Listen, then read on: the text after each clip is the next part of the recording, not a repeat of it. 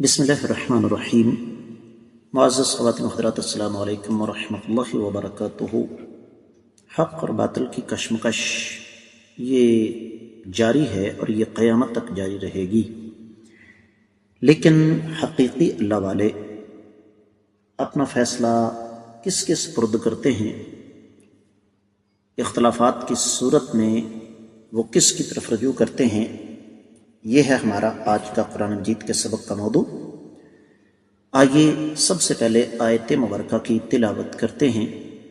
अल्लाह रब्बुल इज़्ज़त इरशाद फरमाते हैं,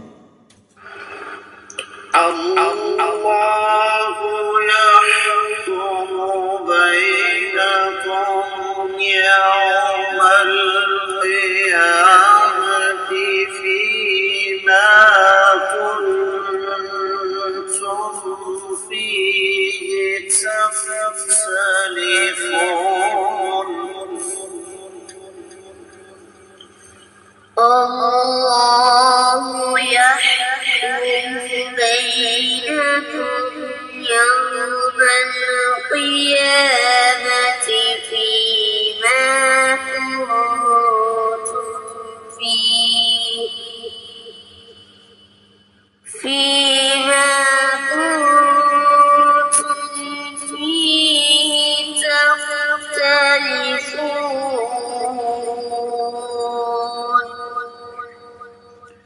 मुअज़्ज़ज़ ख़वातीन हज़रात, रब्बे कायनात की पाकीज़ा किताब कुरान मजीद, पारा है 17, सूरह मुबारका का नाम अल-हज और इस सूरह मुबारका की आयत है 69। इस आयत मुबारका का ताल्लुक़ दरअसल पिछली आयत मुबारका के साथ है। पिछली आयत मुबारका में आपने ये समात फरमाया कि रब्बे कायनात इरशाद फरमाते हैं, व इन जादलूका फ़क़ुलिल्लाहु अअलमु बिमा तअमलून। अगर ये आपसे उलझने की कोशिश करते हैं तो आप फरमा दीजिए कि अल्लाह रब्बुल इज़्ज़त तुम्हारे अमाल से बखूबी वाकिफ़ है। इसी बात को रब्बे कायनात ने आगे बढ़ाया। आज की आयत मुबारका फरमाया, अल्लाह रब्बुल इज़्ज़त यहकुमु, फैसला करेंगे, बैनकुम, तुम्हारे दरमियान, यौमल क़ियामती, क़यामत वाले दिन, फ़ीमा, उस मामले में, तुम थे, फ़ीही, उसमें, तख्तलिफ़ून, इख्तिलाफ़ करते। बामुहावरा तर्जुमा समात फरमाइएगा, रब्बे कायनात तुम्हारे सब के इख्तलाफात का फैसला क़यामत वाले दिन खुद फरमाएंगे। इमाम इब्न कसीर रहमतुल्लाहि अलैह ने इस आयत मुबारका की तफसीर बयान करते हुए अपनी कोई बात नहीं की, बल्कि सूरह शूरा की 15वीं आयत मुबारका इमाम साहब हमारे सामने रख देते हैं। और वो आयत मुबारका क्या है ये भी मैं आपको समझा दूं। इंशाअल्लाह अपने वक़्त पर वो आयत मुबारका भी पूरी तफसील के साथ हमारे सामने आएगी। सरे दस्त मैं वो आयत मुबारका पढ़कर इंतहाई इख्तिसार के साथ उसके बारे में कुछ अर्ज़ करना चाहूँगा। रब्बे कायनात फरमाते हैं, फ़लिज़ालिका फ़दअु वस्तक़िम कमा उमिरत वला तत्तबिअ अहवाअहुम वक़ुल आमनतु बिमा अंज़लल्लाहु मिन किताबिन व उमिरतु लिअअदिल बैनकुम अल्लाहु रब्बुना व रब्बुकुम लना अअमालुना व लकुम अअमालुकुम ला हुज्जत बैनना व बैनकुम अल्लाहु यजमअु बैनना व इलैहिल मसीर। फरमाया, आप इसी रास्ते की तरफ दावत देते रहें और हमारे हुक्म पर साबित कदमी इख्तियार करें और इनकी ख्वाहिशात के पीछे मत चलें। और आप फरमा दें कि मैं उस चीज़ पर ईमान लाया जो अल्लाह रब्बुल इज़्ज़त ने नाज़िल फरमाई है किताब मुक़द्दस से, और मुझे इस बात का हुक्म दिया गया है कि मैं तुम्हारे दरमियान अदल करूं। अल्लाह रब्बुल इज़्ज़त हमारा भी रब है और तुम्हारा भी रब है। हमारे साथ हमारे आमाल और तुम्हारे साथ तुम्हारे आमाल, हमारे और तुम्हारे दरमियान कोई हुज्जत नहीं है। अल्लाह रब्बुल इज़्ज़त हम सब को जमा करेंगे और अल्लाह ही की तरफ हमें लौट कर जाना है। معزز خواتین و حضرات، تفسیر ابن کثیر میں جو کچھ بیان ہوا وہ اتنا ہی۔ آئیے دیگر کتب تفسیر کا جائزہ لیتے ہیں اور دیکھتے ہیں کہ اہل علم نے اس حوالے سے کیا کچھ ارشاد فرمایا ہے۔ تو سب سے پہلی بات جو اہل علم بیان فرماتے ہیں وہ یہی ہے کہ خاص طور پر امام ابن جریر، امام قرطبی، امام زمخشری اور پھر امام شوکانی مادی قریب میں ابن عاشور اور امام السعدی، ان کا یہ ارشاد ہے کہ رب کائنات یہاں سمجھا یہ رہے ہیں کہ اللہ تعالی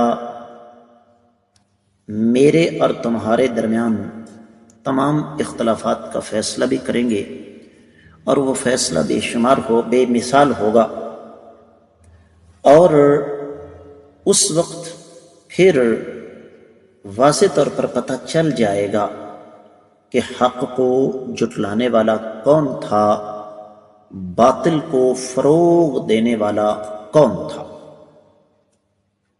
اور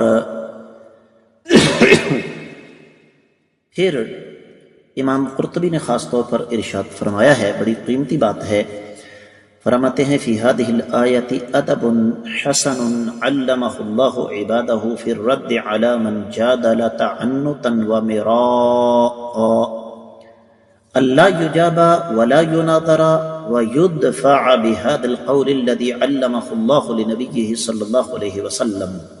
بڑی قیمتی بات ہے، عبارت کے اندر ایک حلاوت اور مٹھاس تھی، میں نے اس لیے پڑھ دی۔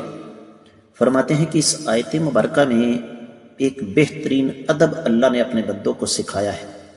جو بدبخت، بد نصیب، تمرد، سرکشی اور غرور اور تکبر کی بنیاد پر آپ کے ساتھ جھگڑنا چاہتا ہے، اور آپ کو یہ سمجھ آ جاتی ہے کہ یہ بندہ سمجھنا نہیں چاہتا بلکہ اس کا مقصد صرف جھگڑا ہے، تو رب کائنات نے سمجھایا کہ اس کو نہ تو جواب دیا جائے، نہ اس کے ساتھ مناظرہ کیا جائے، بلکہ اس قول کے ساتھ بات ختم کر دی جائے جو اللہ تعالی نے اپنے نبی صلی اللہ علیہ وسلم کو سکھائی ہے، اللہ یحکم بینکم یوم القیامۃ فیما کنتم فیہ تختلفون۔